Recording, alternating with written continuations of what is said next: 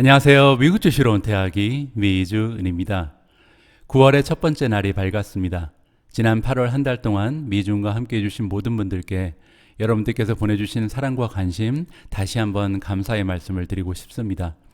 이제 시작하는 9월 달에도요, 여러분들께서 도움을 받으실 수 있는 좋은 컨텐츠 계속 공유할 수 있도록 최선을 다해서 노력하는 모습 보여드리겠습니다. 제가 원래 매달 1일에는요, 미주은 포트폴리오를 공개해드리고 있습니다. 그런데 최근에 굉장히 바쁜 일이 많이 있어서요, 아직 제작을 하지 못했거든요. 그래서 이번 포트폴리오 공개 영상은 미리 만들어 놨다가 이번 주말 토요일에 전해드릴 수 있을 것 같습니다. 기대하고 있었던 분들 계시면요, 조금만 더 기다려 주시기 바랍니다. 자, 그러면 오늘 영상을 시작해 봐야 될 것 같은데요.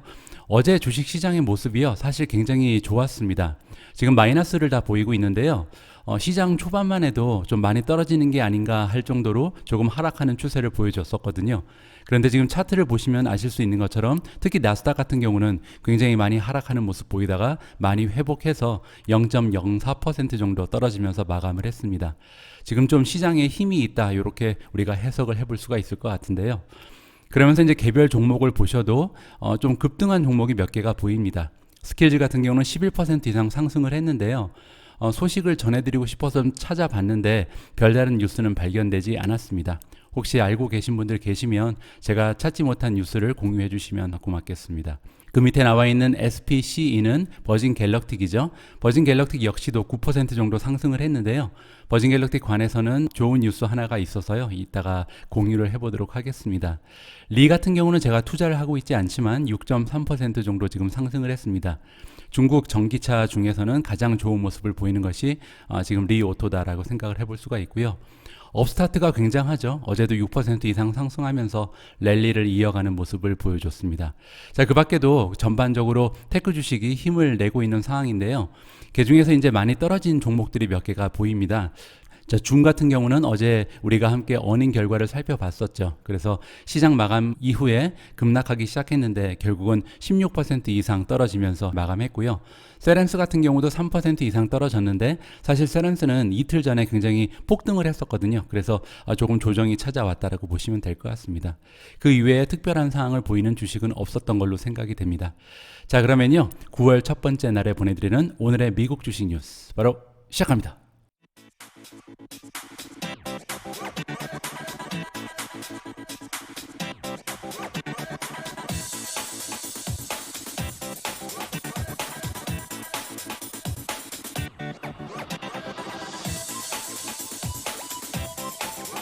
최근 들어서 주식시장이 굉장히 좋은 모습을 보이면서 많은 투자자분들께서 기쁜 마음도 있지만 한편 불안한 생각도 많이 드실 것 같은데요.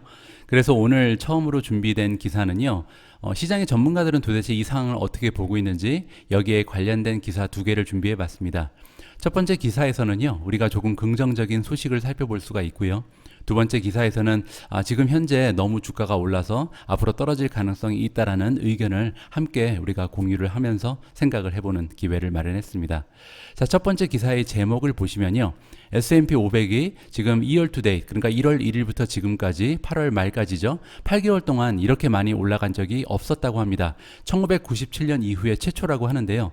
그 얘기는 지금 24년 만에 최고의 불장을 우리가 겪고 있다, 이렇게 생각을 해볼 수가 있겠죠.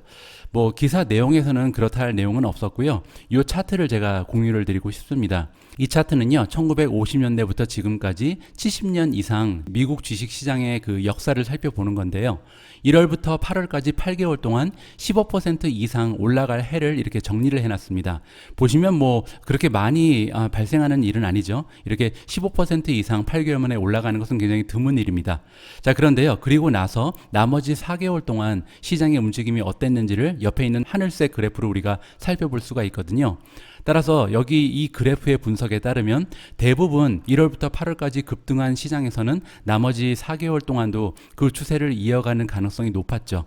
단 두 해만, 지금 1986년, 1987년 두 해만 제외하고는요, 나머지 해에는 대부분 다 1월부터 8월까지 급등장이 왔으면 그 나머지 4개월 동안도 이러한 추세를 이어가는 것이 통상의 모습이었다. 이렇게 우리가 생각해 볼 수가 있습니다.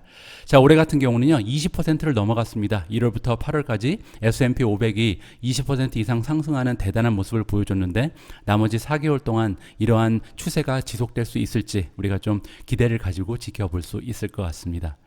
앞의 기사에서는요, 우리가 역사적인 통계 자료를 통해서 앞으로도 향후 몇 개월간은 주식시장의 상승세가 계속 이어질 가능성이 높다라는 것을 살펴봤습니다.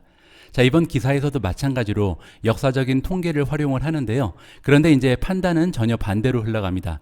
이번 기사에서는요, 아니다, 주식시장은 이제 폭락을 맞이할 것이다, 적어도 조정이 찾아올 가능성이 굉장히 높다라는 의견을 함께 읽어보도록 하겠습니다. 자, 이번 기사에서는요, 두 가지의 근거를 들어서 이제 조정이 찾아오고 있다는 의견을 제시해주고 있는데요. 그 첫 번째 이유는요, 주식시장은 계속해서 조정이 찾아올 수밖에 없는 것이 통계를 상으로 우리가 증명이 돼 있다라는 그런 의견을 던져주고 있습니다. 그 얘기가 뭐냐면요, S&P 500의 역사를 살펴봤더니요, 지난 1950년 이후에 38번의 조정장이 찾아왔다고 합니다. 조정장이라는 것은 이제 10% 이상 떨어지는 것을 얘기하는 거죠. 그 중에는 이제 커다란 하락장, 폭락장도 포함이 돼 있겠죠. 자, 그렇게 되면 1950년부터 지금까지 38번을 나누어 보면요, 매 1.87년마다 한 번씩 조정이 찾아온다라는 통계적인 자료가 나와 있습니다. 자, 그런데 우리가 마지막 조정장은 2020년 3월 달이었죠. 그 이후에 10% 이상 시장 지수가 떨어진 적은 한 번도 없습니다. 그 얘기가 뭐냐면 지난 1.4년 동안 아직 조정이 없었다는 거죠. 따라서 아직 1.87년이 되기엔 조금 시간이 남아있긴 하지만 이제 서서히 조정을 준비할 때가 됐다. 왜냐하면 역사적으로 봤을 때 보통 1.87년 만에 한 번씩은 조정이 찾아오기 때문이다라고 우리가 해석을 해볼 수가 있죠. 자, 그리고 밑에 조금 부가 자료가 있는데요, 38번의 조정이 얼마나 지속됐는지를 그 기간을 살펴봤습니다. 그랬더니 평균적으로 188일 정도가 소요가 되고 다시 조정이 회복이 됐다라고 지금 통계적으로 나와 있거든요. 그 얘기는 보통 한 6개월 정도가 걸린다는 거죠. 다시 회복하는데. 자, 그런데 이제 조금 고무적인 부분은 뭐냐면요, 1980년 이후에 조정장만 평균을 따로 내봤더니 그게 좀 단축이 됐다고 합니다. 한 155일이 나오거든요. 그 얘기는 최근 추세를 봤을 때는 하락장이 와도 보통 5개월이면 회복이 가능하다라고 우리가 조금 기대를 가져볼 수가 있죠. 5개월이 좀 길게 느껴질 수도 있을 겁니다. 아마도 주식시장에 들어오신 지 얼마 되지 않은 분들은 한 달만 떨어져도 많이 불안하고 조금 견디기 힘드실 수가 있는데, 이런 자료를 보면서 우리가 마음의 준비를 해야겠죠. 한번 떨어지기 시작하면 5개월 정도는 떨어질 수도 있구나라는 마음의 준비를 지금부터 조금씩 하셨으면 하는 바람을 가지고 있습니다. 자, 그러면요, 주식시장이 하락할 수밖에 없는 두 번째 이유를 살펴볼 텐데요. 이번에는 밸류에이션입니다. 우리가 보통 주식시장의 밸류에이션을 얘기할 때 프리미엄이라는 걸 쓰잖아요. 보통 PS 레이시오, PE 레이시오 같은 거를 쓰죠. 근데 지금 S&P 500이 기준이 되고 있기 때문에 PE 레이시오가 훨씬 더 중요한 수치가 될 수가 있는데요. PE 레이시오는 보통 어닝하고 그다음 P는 이제 시가총액이잖아요. 어닝과 시가총액을 이제 비교하면서 몇 배 정도 상승해 있는지를 확인하는 것이 PE 레이시오인데요. S&P 500에 들어가 있는 500개의 기업의 어닝을 다 합치고요. 그리고 S&P 500에 들어가 있는 500개의 기업의 시가총액을 다 합치면 S&P 500의 PE 레이시오를 우리가 계산할 수가 있습니다. 자, 그런데 여기서 사용하는 PE 레이시오는 앞에 쉴러가 붙습니다. 따라서 쉴러 PE 레이시오가 굉장히 중요하다라고 얘기를 하고 있는데요. 쉴러 PE 레이시오는 조금 다른 점이 있습니다. 두 가지 정도에서 차이점을 보이는데요. 일반 PE 레이시오와 다른 두 가지 점이 뭐냐면, 첫 번째로 쉴러 PE 레이시오는 이 어닝을 구할 때요, 지난 10년의 평균치를 구합니다. 그러니까 지금 현재 지난 1년의 PE 레이시오가 아니고요. 지난 10년 동안 평균적으로 한 기업이 만들어낸 어닝의 평균을 기준으로 한다. 이렇게 우리가 이해를 해볼 수가 있고요. 그뿐만이 아니라 쉴러 PE 레이시오에서는 인플레이션을 감안합니다. 그 얘기가 뭐냐면, 예를 들어서 10년 동안 인플레이션이 5%씩 발생을 했다 그러면 그만큼 어닝을 깎아주는 거죠. 그렇게 되면 아무래도 PE 레이시오는 올라갈 수밖에 없겠죠. 왜냐하면 어닝이 줄어들게 되니까요. 자, 이런 식으로 조정된 쉴러 PE 레이시오를 살펴보면요, 무려 38.58까지 올라가 있는 상황이라고 합니다. 그리고 이 수치는요, 지난 20년간 실러 PE 레이쇼를 비교해 봤을 때 최고치를 지금 찍고 있다고 하고요. 그뿐만이 아니고요, 지난 151년에 평균 PE 레이쇼, 실러 PE 레이쇼를 봤더니 16.84밖에 되지 않거든요.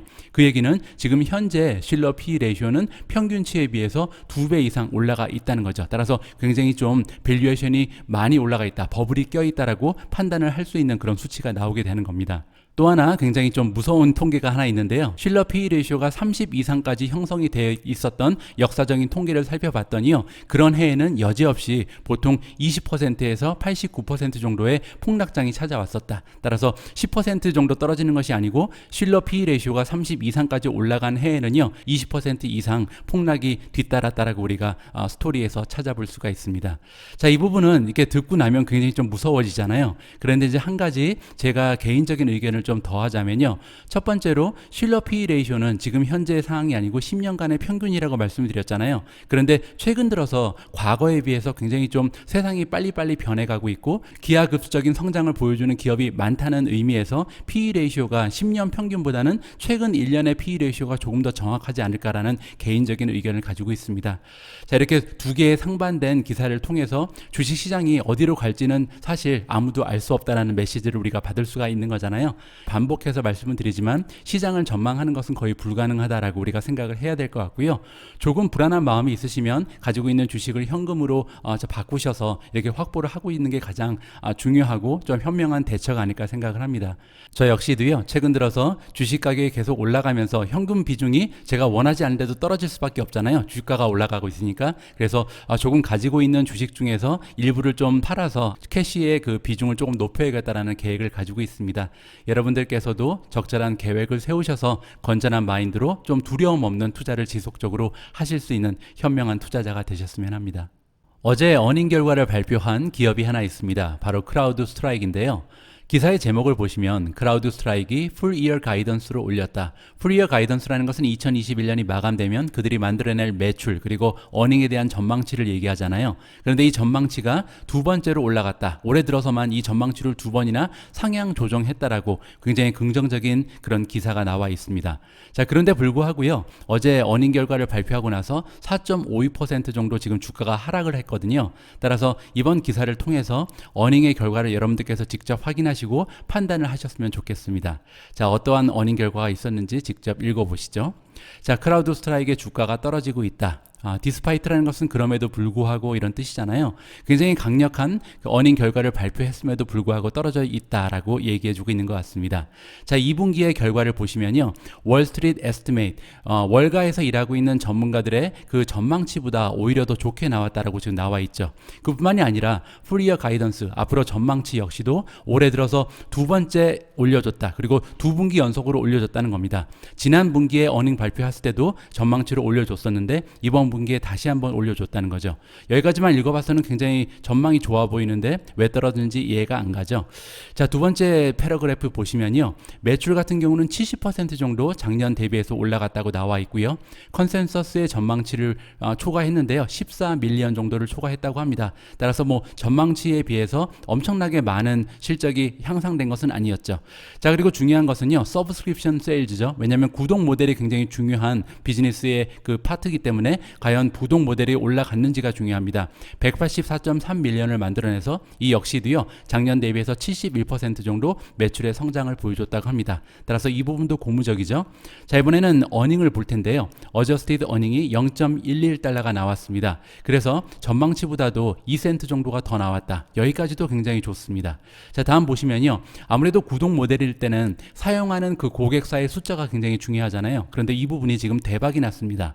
자, 보시면 구독의 그 고객사의 수가 1660이 올라갔다 그랬죠. 그러니까 지금 3개월 만에 1660개의 새로운 고객사를 확보한 건데요. 그러면은 전체 고객사의 숫자를 보니까 13,000이 조금 넘어가는 숫자입니다. 그 얘기는 뭐냐면요, 한 15% 정도 고객사의 수가 늘었다는 겁니다. 엄청난 숫자죠. 그리고 이 숫자를 지난해랑 비교해 보면 81% 정도 성장을 했다. 따라서 고객사를 놓고 봤을 때 오히려 주가가 급등해야 되는 것이 아닌가, 이런 생각을 할 정도입니다.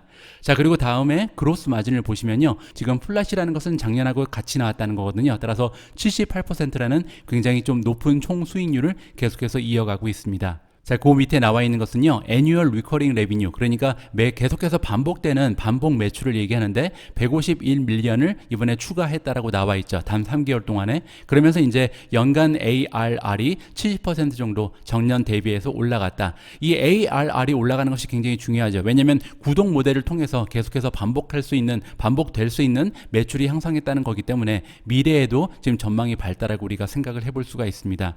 자, 그뿐만이 아니죠. 이번에 아웃룩, 즉 전망치를 올려줬다고 나오는데요. 매출의 전망치는 1.39에서 1.41 정도를 달성할 수 있을 거라고 이번에 가이던스로 올렸고요. EPS 역시도 43센트에서 49센트 정도를 만들어낼 수 있다라고 자신감을 표현했다고 합니다. 이 수치를 컨센서스 전망치랑 비교해 보니까요. 전망치는 1.36 정도가 지금 매출이 잡혀 있었고요. 어닝 같은 경우는 0.39였습니다. 따라서 시장의 전망치보다 훨씬 더 높은 수치를 이번에 발표했다라고 깔끔하게 정리가 가능합니다. 자, 여기까지 쭉 읽어보니까요. 부정적인 뉴스가 단 하나도 발견되지 않았죠. 자, 그럼에도 불구하고 주가는 4% 이상 하락을 했습니다. 그 이유는 단 하나밖에 없을 것 같습니다. 지금 크라우드 스트라이크의 PS 레이쇼를 보시면요. 무려 62.11이 나오고 있습니다. PE 레이쇼가 아니고 PS잖아요. 따라서 지난 1년 동안 만들어낸 매출에 비해서 시가총액이 62배가 올라가 있다는 거죠. 따라서 60배가 넘어가는 PS 레이쇼는 제가 다른 성장주를 소개해 드릴 때도 강조해서 말씀드렸는데 이 정도의 수치는요 결코 장기적으로 지속될 수는 없다라고 우리가 생각을 해야 됩니다. 뭐 크라우드 스트라이크뿐만 아니라 이러한 형태의 그 숫자를 보여주는 기업이 몇 개가 있습니다. 예를 들어서 클라우드 플레이어는 70이 넘어가는 PS 레이쇼를 가지고 있고요. 지스케일러 역시도 60이 넘어가는 PS 레이쇼를 가지고 있는데요. 장기적으로 봤을 때 이러한 주식들의 PS 레이쇼는 결국은 조금 안정화될 수밖에 없다라는 것을 우리가 감안하면서 투자의 전략을 짜는 것이 맞다고 생각이 됩니다. 어제 제가 이미 보내드린 것처럼 줌의 주가가요 어닝 발표 이후에 상당히 많은 폭으로 하락을 했습니다. 시장 마감대를 보니까 16% 이상 폭락하는 굉장히 좋지 않은 모습을 보여줬는데요. 알고 계신 것처럼 두 가지 정도의 이유를 우리가 살펴볼 수가 있겠죠. 첫 번째로 줌 그러면 보통 매출의 성장, 어닝의 성장이 막 100% 이상 나타나는 이런 모습이었는데 이번에는 그렇지가 못했죠. 자, 두 번째로 어닝의 전망치를 던져줬는데 이 전망치가 굉장히 보수적인 숫자가 나오면서 많은 투자자들이 실망을 했다. 이렇게 해석을 해볼 수가 있습니다. 자, 그래서 어제 어닝 컨퍼런스 콜에서 어떠한 이야기가 오고 갔는지를 잠깐 살펴봤는데요. 자, 켈리라는 분이 나옵니다. CFO라고 나와 있죠. Chief Financial Officer. 그러니까 줌에서 그 파이낸스 부분을 담당하는 칩이라고 보시면 되는데요.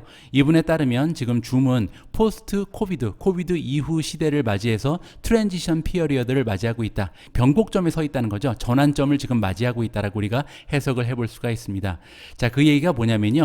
원래 줌 그러면요. B2B라고 이해를 하셔야 됩니다. 자, 그런데 코비드 기간에 이 부분에 약간의 변화가 생겼다고 합니다. 그 얘기가 뭐냐면 팬데믹 전에는요. 우리와 같은 개인 사용자들 아니면 영세 업체들이 기여하는 매출의 기여도가 20%밖에 되지 않았다고 합니다. 따라서 나머지 80%는요. 대규모의 기업들이 주요 타겟이었다고 우리가 이해를 해볼 수가 있는데요. 팬데믹 기간 동안 이렇게 개인 사용자들이나 아니면 영세 업체들이 기여하는 매출이 무려 36%까지 점프를 했다고 합니다. 그만큼 새로운 그 시장이 확대가 되었었다는 거죠. 그러면서 이제 주가도 많이 올라가고 매출도 엄청난 성장세를 보일 수가 있었던 거죠. 자, 그런데 최근 들어서 이제 아이들이 등교도 시작하고 또 우리 같은 개인 사용자들이 사용 빈번수가 조금 줄어들면서 이러한 성장세가 둔화된다라고 생각을 해볼 수가 있을 것 같습니다. 자, 그런데 다행인 부분은 뭐냐면 어제 어닝 결과를 살펴볼 때 제가 설명을 드렸지만 대기업 그 사용자 숫자는 아직까지도 100% 이상씩 올라가고 있잖아요. 따라서 대기업들의 그 매출 기여도는 계속해서 꾸준한 성장세를 보여주고 있다라고 우리가 해석을 해볼 수가 있습니다. 자, 그리고 또 하나 이 CFO가 얘기한 게 뭐냐면요. 우리의 경쟁력은 아직도 대단하다라고 얘기합니다. 따라서 B2B 부분에 있어서는 아무런 문제가 없다. 지금 우리 같은 소비자들이 조금 떠나갔기 때문에 가이던스가 떨어진 거지 우리의 메인 비즈니스는 아직 건강하다라는 메시지를 전해주고 있습니다. 자, 그래서 줌이라는 기업의 전망에 대해서 많은 분들이 좀 의견이 분분하실 텐데요. 저 같은 경우는 앞으로도 이들의 성장은 계속 될 거라고 기대를 하고 있습니다. 특히 최근 들어서 굉장히 좀 멋진 인수건이 진행되고 있잖아요. Five9이라는 커스터머 서비스 콜센터 기업이 있는데요. 그런데 여기에 만약에 줌을 통합을 한다면 우리가 이제 페이스 투 페이스로 고객과 그 커스터머 서비스의 직원이 직접 화상 통화를 통해서 이러한 문제점을 해결해 줄 수 있는 건강한 비즈니스 모델이 탄생이 되죠. 자, 그렇게 되면 굉장히 많은 기업들이 이 비즈니스를 도입할 가능성이 있습니다. 이런 의미에서 앞으로도 성장세가 지속될 것으로 기대는 하고 있습니다. 그런데 한 가지 좀 마음에 걸리는 것은 뭐냐면 바로 페이스북인데요. 페이스북이 최근에 이제 호라이즌 워크룸이라는 것을 발표를 했습니다. 어떠한 형태인지 잠깐 좀 영상을 보시면서 이러한 형태의 비즈니스를 지금 페이스북이 만들어냈구나라고 조금 살펴보시면 좋을 것 같습니다. 아직은요 초기 단계에 불과하기 때문에 조금 우스울 수 있습니다. 완성 단계가 아니죠. 자, 그럼에도 불구하고 호라이즌 워크룸이 나중에 조금 더 몰입감이 생기게 되면 굉장히 좀 강력한 줌의 경쟁 상대가 될 수도 있겠구나라는 생각을 나름대로 해봤습니다. 자, 그러면 호라이즌 워크룸이 어떠한 형태인지 한번 살펴보시죠. 이제 퀘스트를 써야지만 들어갈 수 있는 가상현실이라고 보시면 될 것 같습니다. 가상현실 안에서 이제 다른 사람들과 미팅도 하고 일을 같이 할 수 있는 이러한 공간이 확보가 되는 거죠. 일종의 메타버스라고 보시면 될 것 같습니다. 자, 이렇게 로그인을 하면 여러 사람들과 함께 미팅을 할 수 있는 이러한 길이 열리는 거죠. 뭐 칠판에 판서도 할 수 있고요. 뭐 물론 이제 옷은 자기가 입고 싶은 걸로 갈아입을 수 있겠죠. 그리고 이제 키보드도 가상현실에서 그대로 사용할 수 있다는 점도 굉장히 재밌고요. 모니터도 마찬가지고요. 따라서 현실과 즉 가상현실이 이제 통합이 된다라고 생각하시면 될 것 같습니다.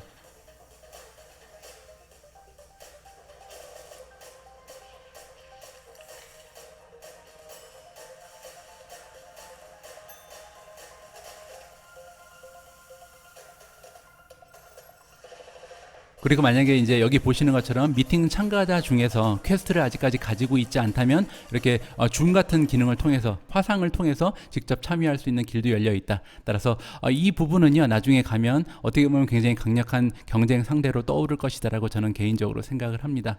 최근 며칠간 굉장히 긍정적인 주가의 흐름을 보여주고 있는 기업이 하나 있는데요. 바로 프로테라입니다.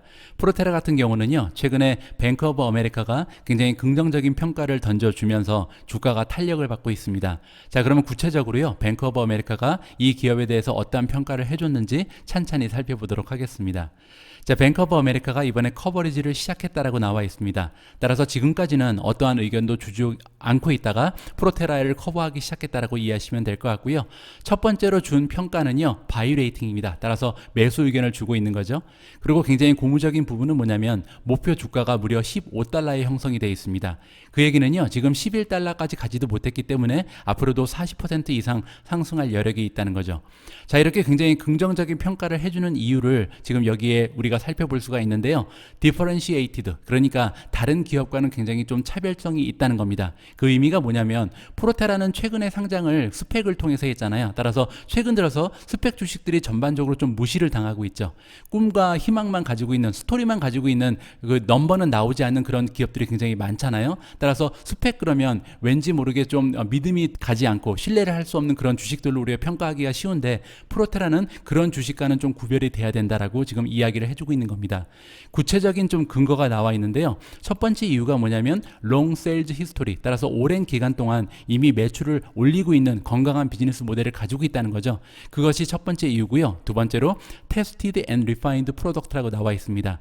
이미 테스트를 통해서 검증이 완료됐고요. 그리고 이제 끊임없이 검증을 통해서 계속 refine 돼 있다, 세련되게 만들었다는 거죠. 이러한 건강한 프로덕트를 이미 만들고 있고요. 세 번째로 secured supply chain이니까 서플라이 체인에도 문제가 없다. 따라서 이렇게 부품을 납부하는 업체랑도 관계가 잘 구축돼 있다. 네트워크가 확립돼 있다는 거죠. 그리고 well-defined future partnership은 뭐 예를 들어서 LG화학이 단편적인 예가 되겠죠. 건강한 파트너십도 이미 구축이 되어 있는 상황이고요. 마지막으로 manufacturing capability라는 것은 이제 제조를 할 수 있는 시설도 확충이 되어 있다라고 우리가 이해를 할 수 있습니다. 이러한 면을 봤을 때 프로테라는 이렇게 이름만 있고 비즈니스 아이디어만 있고 실제적으로 비즈니스가 존재하지 않는, 매출도 나오지 않는 이런 스펙 주식과는 구별이 돼야 된다. 이러한 의견을 뱅크 오브 아메리카에서 이번에 해주고 있습니다. 자, 그러면서 한 가지 조금 더 고무적인 부분도 있는데요. 이 의미가 뭐냐면 프로테라 그러면 보통 우리가 전기 버스를 만드는 기업으로 이해를 하고 있는데 배터리를 공급하는 이러한 업체로 익스펜드, 확장할 수 있다. 따라서 비즈니스 모델 역시도 확장 가능성이 있다는 거죠. 그런 여러 가지 면에 있어서 스펙 주식과는 구별이 돼야 되는 좋은 기업이다라고, 좋은 투자처라고 이번에 매수 의견을 던져주고 있습니다. 자, 다음 소식은요. 블룸버그에 나와 있는 기사인데요. 캐시우드가 고마츠라는 일본 기업의 주식을요. 8월 중순부터 거의 매일 사고 있다라고 지금 기사의 제목에서 알려주고 있습니다. 고마츠라는 기업은요. 지금 사진에 나와 있는 것처럼 굴삭기를 만드는 제조업체인데요. 그냥 굴삭기뿐만이 아니라 전기로 움직이는 굴삭기도 제조하는 것으로 나와 있습니다. 자, 캐시우드가 8월 들어서 이 굴삭기를 만드는 일본 기업인 고마츠의 주식을 계속해서 증가시키고 있다라고 나와 있죠. 자, 그리고 어디에 담고 있냐면 ARKQ라는 ETF가 있습니다. 아크 Autonomous Technology and Robotics ETF라고 나와 있는데요. 자, 이 여기 ETF에 지금 계속해서 8월 17일부터 지금까지 매일매일 이 주식을 담고 있다라고 나와 있죠. 자, 근데 고마츠에 투자를 하는 것은 처음은 아닌 것 같습니다. 지금 이 차트에서 보시는 것처럼 아크인베스트가 5월 달에 고마츠의 주식을 판매한 적이 있거든요. 완전히 매도를 했다가 이번 최근 들어서 다시 사고 있다. 이렇게 보시면 될 것 같습니다. 자, 이번에 아크인베스트에서 고마츠라는 주식을 좋게 보는 이유가 몇 가지가 나와 있는데요. 첫 번째로 지금 3월 달에 최고점을 찍은 이후에 20% 정도 주가가 하락해 있는 상황이다. 이게 첫 번째고요. 두 번째는 이제 어닝이 계속해서 업그레이드 되고 있다. 따라서 향후 전망이 계속해서 올라가고 있다라고 우리가 생각해 볼 수가 있고요. 자, 세 번째로 여러분들 잘 알고 계신 것처럼 최근 들어서 미국의 양 당이 모두 승인을 한 인프라 빌이 통과가 되고 있잖아요. 따라서 555빌리언이나 되는 인프라 투자가 있을 것이다라고 지금 시장에서 기대를 하고 있죠. 자, 그리고요. 고마츠 같은 경우는 전체 매출에서 37%나 지금 미국에서 발생을 하고 있다고 나와 있거든요. 따라서 미국의 지금 인프라 투자는 고마츠라는 기업에도 굉장히 긍정적인 효과를 만들어낼 수 있을 것이라고 우리가 생각을 해볼 수가 있습니다. 자, 그래서요. 지금 ARKQ에 들어가 있는 고마츠 주식의 개수를 살펴봤더니요. 무려 2.9밀리언이나 됩니다. 그 얘기는 뭐냐면 금액으로 따졌을 때도 무려 7천만 달러 정도가 된다라고 우리가 이해할 수가 있습니다. 자, 7천만 달러가 어느 정도의 규모인지 우리가 살펴보기 위해서 제가 들어가 봤는데요. 고마츠가 지금 랭킹 101위에 들어가 있습니다. 따라서 지금 아크가 갖고 있는 비중별로 순위를 따져보면요. 100위 안에 들어가지는 못한다. 따라서 엄청나게 확신을 가지고 있는 주식이라고 우리가 생각을 해보기는 조금 어렵다라고 말씀을 드릴 수가 있을 것 같습니다. 다음에 준비된 기사는 테슬라 관련된 소식인데요. 인도 쪽에서 굉장히 중요하면서도 긍정적인 소식이 전해지고 있습니다. 어떠한 내용인지 직접 한번 읽어보시죠. 자, 테슬라가 다가서고 있다. 이번에 인디아에서 자동차를 판매하는 데 있어서 한 걸음 더 다가섰다라고 나와 있습니다. 왜냐면요, 이번에 승인을 획득했다고 합니다. 어떠한 승인이냐면 인도 내에서 자동차를 제조하거나 아니면 이제 밖에서 만들어서 가지고 들어올 수 있는 수입이거든요. 수입을 할 수 있는 그런 승인을 획득을 했다고 합니다. 자, 이러한 소식은요, 이번에 인도의 Ministry of Road Transport이니까 일종의 뭐 교통국이라고 보면 되겠죠. 교통당국의 포스팅이 이번에 올라왔다 그러는데요. 4개의 다른 모델이 드디어 이제 승인을 받았다. 그러니까 테슬라가 만들고 있는 4개의 차종이 판매가 가능해졌다라는 굉장히 좀 커다란 뉴스가 전해지고 있습니다. 자, 그런데요, 아직까지도 인도에서 테슬라가 시장 점유율을 확보하기 위해서는 여러 가지 어려움에 처해 있다. 이렇게 나와 있는데요. 일단 가장 커다란 문제점은 뭐냐면 아직까지 아무도 자동차를 전기차로 바꿀 생각이 없다는 거죠. 제가 지금 지내고 있는 인도네시아도 마찬가지인데요. 아직까지 전기차를 사용하는 사람이 없습니다. 따라서 인도 같은 경우도 상당히 오랜 시간 좀 걸릴 가능성이 있다는 거죠. 이러한 부분이 첫 번째 문제고요. 두 번째는 뭐냐면 아직까지 인도 내에서 판매되고 있는 다른 자동차에 비해서 너무나 가격이 높다라고 생각해 볼 수가 있습니다. 이 부분은 테슬라가 계속해서 좀 노력을 하는 부분이잖아요. 따라서 앞으로 배터리의 가격을 계속 낮게 측정을 하면서 자동차 판매 가격도 줄어들 가능성이 있기 때문에 충분히 해결이 가능한 문제라고 생각이 되고요. 그 다음 문제가 뭐냐면 정부에서 뭐 미국이라든지 다른 유럽처럼 텍스 브레이크를 주지 않는다. 따라서 어떠한 정부 보조금이라든지 아니면 세금의 혜택을 주지 않기 때문에 전기차의 그 경쟁력이 아무래도 줄어들 수밖에 없다라고 우리가 생각을 해볼 수가 있겠죠. 하지만 이 부분 역시도 인도 정부에서 차후에 어느 정도 정책을 전환할 가능성도 우리가 기대를 해볼 수가 있겠습니다. 자, 그리고 지금 보시면요. 인도에서 가장 많이 팔리고 있는 자동차가 타라 모터즈라든지 마루티 수즈키 그리고 현대 정도가 있는 것 같은데요. 지금 현대를 제외하고는 사실 전기차 부분에서 어떠한 특징이 보이지 않는 다른 기업들이잖아요. 따라서 장기적으로 봤을 때는 테슬라가 인도 시장에서 상당히 높은 점유율을 조만간 차지할 수 있을 가능성이 열려 있다라고 우리가 투자자 입장에서는 기대를 해볼 수가 있는 굉장히 좀 반가운 소식이었습니다. 어제 주식시장에서 굉장히 긍정적인 주가의 흐름을 보여준 종목이 하나 더 있는데요. 바로 버진 갤럭틱이었습니다. 어제 버진 갤럭틱의 주가가요 9% 가까이 상승을 하면서 마감을 했는데요. 어떤 좋은 소식이 있었는지 한번 직접 살펴보시도록 하겠습니다. 제프리라는 투자 기관이 있죠. 이 제프리에서 이번에 화요일 날 시작했다. 버진 갤럭틱의 커버를 시작했다고 합니다. 그 전까지는 이제 다루지 않고 있었던 종목인데 이번에 바이 레이팅 매수 의견을 주면서 드디어 평가를 시작했다라는 좋은 소식이 전해지고 있습니다. 자, 이렇게 바이 레이팅을 준 이유가 뭐냐면요. 120빌리언이나 되는 시장에 들어가고 있다라고, 그러니까 거대한 시장에 지금 진출하고 있는 유일한 기업이라고 보고 있는 것 같습니다. 자, 그러면서 버진 갤럭틱의 비즈니스 모델을 칭찬을 해주고 있는데요. 굉장히 간단하다는 거죠. 따라서 평가하기가 쉽다는 겁니다. 그 의미는 뭐냐면 계속해서 고객의 수를 확보하면서 이러한 수요에 부응할 수 있게끔 우주선의 숫자만 늘리면 된다. 그러면 탑라인, 즉 매출의 성장은 개런티가 돼 있다라고 얘기를 해주고 있습니다. 자, 그러면서 제프리의 그 평가 그 예측치에 의하면요. 이번에 만약에 4개의 스페이스십 우주선을 확보할 수만 있다면 버진 갤럭틱의 매출은요. 2025년이 되면 440밀리언 정도를 만들어낼 것으로 기대를 하고 있고요. 2030년까지는 1.7빌리언 정도를 만들어낼 것이라고 생각을 하는 것 같습니다. 지금 버진 갤럭틱의 시가총액이 7빌리언 정도가 되거든요. 따라서 만약에 2030년까지 매출이 1.7 정도의 형성이 된다면 아마도 한 매출 그 PS 레이쇼로 계산을 해보면 한 3배 정도는 앞으로 한 9년간 올라갈 수 있는 여력이 있다. 이렇게 우리가 기대를 해볼 수가 있겠죠. 자, 버진 갤럭틱은 8% 올랐다. 그러니까 8.9% 정도 올랐거든요. 그렇게 되면요. 지금 타겟 프라이스가 33에 형성이 되어 있기 때문에 앞으로도 32% 정도 추가적으로 12개월 동안 성장할 가능성이 열려 있다라고 정리가 가능합니다.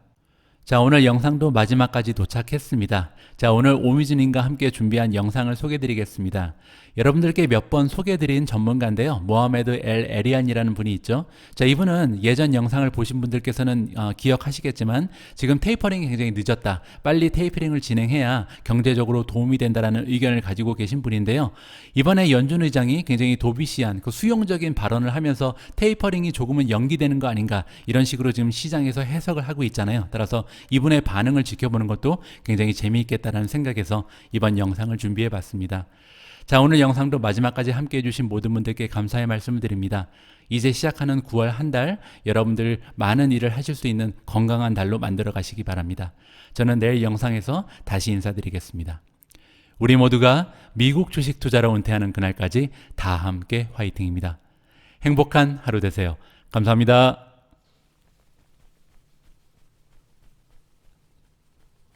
Gramercy advisor, Mohamed El-Erian. He's also the president of Queens College in Cambridge and a Mets fan, which I feel bad for you. But Mohamed, you have thought for a while, I think, although they did okay. I think they won yesterday, did they not? You have been thinking that the Fed's behind the curve for a while, haven't you? Did you feel better after what you heard last week? I did not, Joe. And good morning.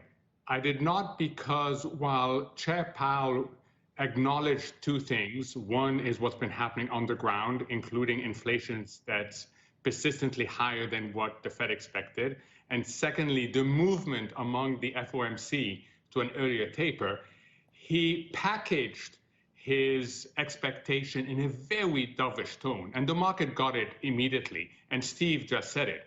He stressed that we still have a way to go on the employment side. He said as well that there's a very big difference between tapering and rate increases. And what the market concluded is that it's going to be an even slower timetable for taper. And I worry that that's going to be problematic for both the economic well-being and also financial stability. Do you think that at this point they can say, Delta, you know, I know we're at 5 and change on unemployment, but we're still missing this many. And do you think they can still err on the side of focusing more on employment than price stability, even though every month we seem to see that inflation is certainly outpacing wage gains, which doesn't help the people we're trying to help? Oh, they certainly can do that, and they can put the greater uncertainty of the Delta variant. The problem with the Delta variant in particular is it is stagflationary. Yes, it depresses demand, or at least the recovery in demand, as Steve rightly said, but it also disrupts the supply chains even more. And we're seeing this in a lot of parts of the world. So, you know, the Delta variant is a double-edged sword when it comes to the Fed's mandate, But yeah, I can see them delay, and the market is already talking, you know what? There's only 3 FOMC meetings left, clearly not September now. November will be tricky, maybe December, and next thing you know, the expectations of the market is that taper won't happen for a while, and this market loves that. It loves the notion that we will continue to inject 120 billion of liquidity.